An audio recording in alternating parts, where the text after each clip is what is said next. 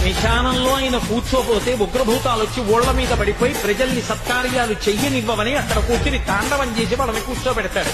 పార్వతీదేవి అడిగింది మహాభారతం అనుశాసనిక పర్వంలో, శుభ్రమైన కైలాసం ఉండగా, ఇంత ఐశ్వర్యం ఉండగా, చింతామణి గృహం ఉండగా శ్మశానంలో ఎందుకుంటున్నారని అడిగింది. అడిగితే ఆయన చెప్పాడు, పార్వతి బతికున్న నాళ్లు అన్ని చోట్లకి వెడతారు, ఏమీ తోచట్లేదు, శ్మశానానికి వెళ్ళొద్దామని ఎవరు రారు పార్వతి.